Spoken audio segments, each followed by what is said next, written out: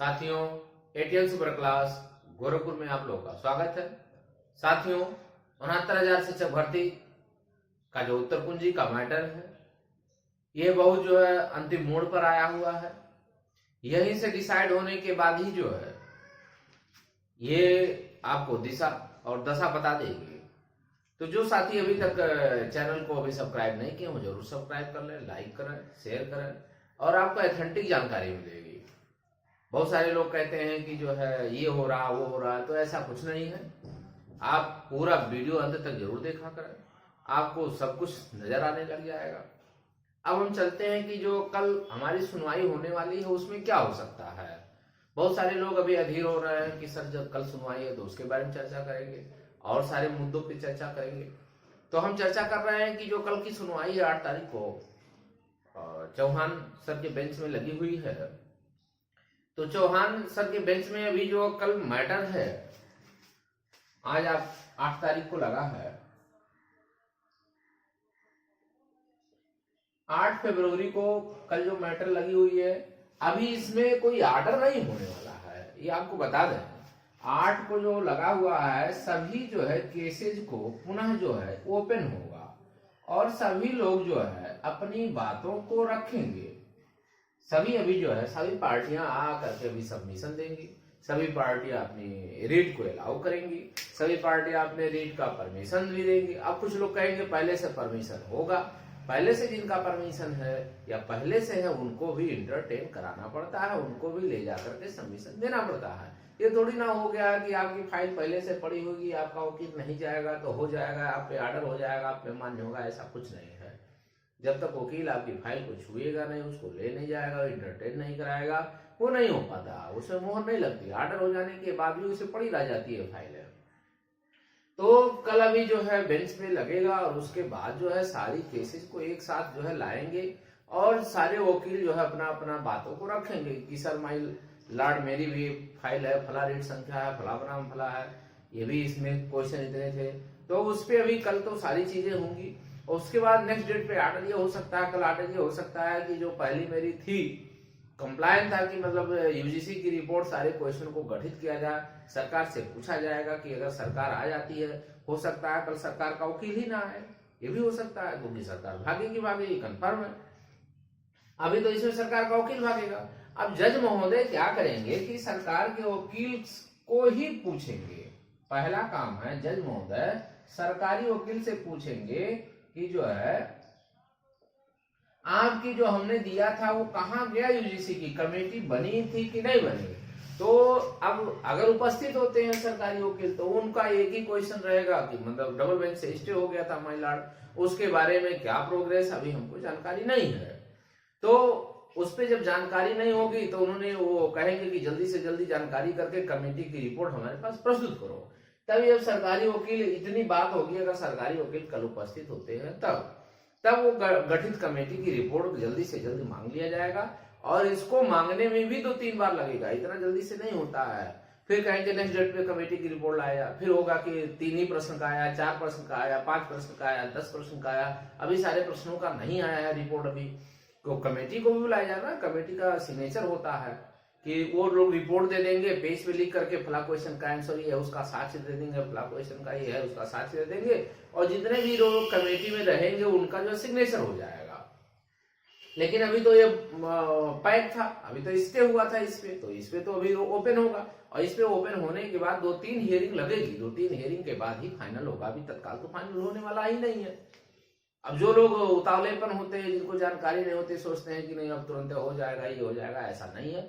हाँ, जो लोग ये जुड़ जाते हैं, जैसे बहुत सारे साथी अभी नहीं जुड़े हुए हैं, कहीं ना कहीं आप जुड़ जाओ। जुड़ने से बेनिफिट ये मिलता है, पहली बात ये रहेगा कि आप रिलैक्स रहोगे, दूसरी मेंटली प्रेशर भी कम रहेगा, चौथा ये रहेगा हो सकता है ईश्वर कर दे कि जितने भी याची हैं उस मेरिट में आ रहे हैं, कंसीडर करा दिया जाए कि भाई इनको तो आप करो, आपकी व्यवस्था का काम है कि अगर 7 क्वेश्चन, 5 क्वेश्चन, 6 क्वेश्चन, 8 क्वेश्चन जो भी आपके बढ़ते हैं तो ये जाएंगे कहाँ जाएंगे, तो उनके ऊपर पूरी फोकस होगी।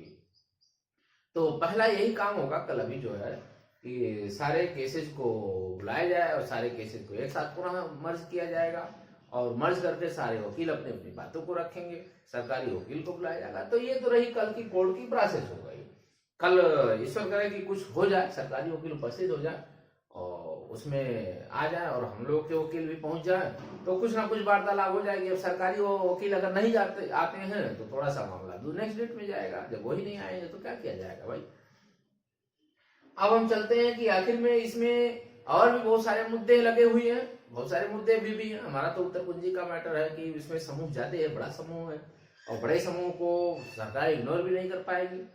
बहुत सारे साथी कहते हैं कि सर जी इसमें सरकार जो है नौकरी देगी कि नहीं देगी। नौकरी देगी क्योंकि थर्ड काउंसलिंग कराने की इच्छुक सरकार नहीं है। बहुत सारे लोग कह रहे थे थर्ड काउंसलिंग होगी, थर्ड काउंसलिंग होगी, थर्ड काउंसलिंग सरकार नहीं कराएगी क्योंकि अंदर खाने की रिपोर्ट है, बहुत पहले की रिपोर्ट थी कि सरकार केवल और केवल उत्तर कुंजी के मैटर को सॉल्व करके ही सॉल्यूशन करेगी क्योंकि इसमें बहुत सारे साथी अंदर जाएंगे। अगर मेरिट में भी अंदर जाते हैं तब भी उनका नौकरी मिल जाएगी। थर्ड काउंसलिंग कराने का कोई औचित्य भी अभी नहीं है।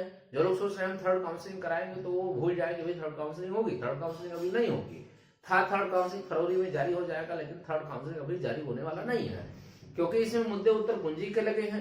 इसमें मुद्दा मैटर अभी एमआरसी का लगा हुआ है। इसमें मैटर जो है अभी जो है आपका ईडब्ल्यूएस का 3-4 मैटर अभी चल रहा है। जैसे एनएसओटी का मैटर आपका चल रहा है, दूसरा मैटर अभी एमआरसी का चल रहा है, तीसरा मैटर अभी आपका जो है ईडब्ल्यूएस का चल रहा है, चौथा मैटर अभी विकलांग कोटे का चल रहा है।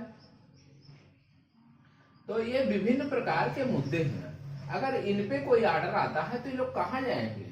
आप सोच लीजिए इतने मुद्दे हो गए। अब इतने मुद्दे पर यदि आता है फैसला आता है तो लोग जाएंगे कहाँ जाएंगे? तो सरकार के सामने कहीं ना कहीं सब वहां भी तो लगे होते हैं, विशेषज्ञ होते हैं राय देने वाले कि सर ये मैटर चल रहा है। अब सरकार जबरदस्ती करना चाहती है तो सारी चीज को कर सकती है। तो अगर भर्ती भी कर देती है तब भी जो ये लोग अगर पास होते हैं मेरिट में जाते हैं जी थर्ड काउंसलिंग के बाद सबसे मेरिट फिर तब मिलता है। हम तो चाहते हैं थर्ड काउंसलिंग हो जाए।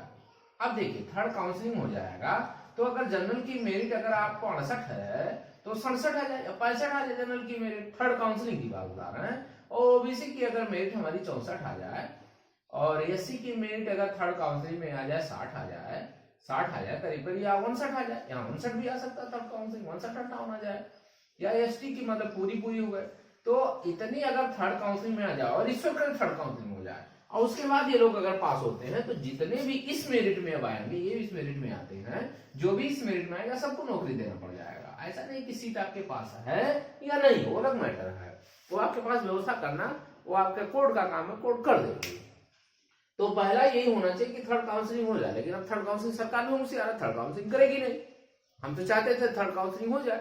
थर्ड काउंसलिंग होने के बाद यदि कोई भी लड़का आंसर की के मैटर में 65 आ जाता है जनरल तब भी नौकरी पा जाएगा। एमआरसी के मुद्दे में ओबीसी का लड़का अगर 64 के करीब 63 पे आ जाएगा थर्ड काउंसलिंग के बाद तो भी नौकरी पा जाएगा क्योंकि उसके मौलिक अधिकारों का हनन होता है। तो यहाँ भी वो नौकरी पाने की संभावना प्रबल हो जाती है। और ईडब्ल्यूएस वाला लड़का भी यदि उसमें आ जाता है इस गुणांक में तो भी नौकरी पाने की संभावना प्रबल हो जाती है। तो उसमें किसी को घबराने की जरूरत नहीं है क्योंकि ये सारे मुद्दे जब सॉल्व होंगे थर्ड काउंसलिंग सरकार रोकी हुई है। लगभग 10,000 सीट खाली है, अभी भी 10,000 सीट खाली है, वो सरकार ओपन नहीं कर रही है। इसीलिए ओपन नहीं कर रही है क्योंकि ये सारे मुद्दे एक साथ लगे हुए हैं। सरकार ये भी जानती है, उनके भी लोग लगे हुए हैं कि कहीं ना कहीं उलटफेर होने वाला है और उलटफेर हो जाएगा तो हमारे लिए समस्या खड़ी हो जाएगी। हम कहां से कैसे भर्ती करेंगे? तो ये मुद्दा बड़ा है। इसमें प्रभावित होने वाले लगभग 7 से 8,000 लोग हैं। तो ये कहीं ना कहीं प्रभावित कर देगा।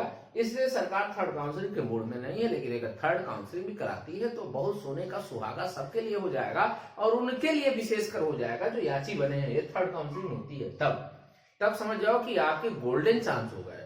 हम तो शुरू से चाहते हैं कि थर्ड काउंसलिंग हो जाए, मेरिट डाउन हो जाए, उस मेरिट में जितने भी साथी हैं भले वो 5 नंबर से 6 नंबर से फेल है, अगर वो पास हो जाता है और इस गुणांक में यदि आ गया 58 में 80 में आ गया, ओबीसी 64 में आ गया, 65 में आ गया तो उसकी नौकरी कंफर्म हो जाती है।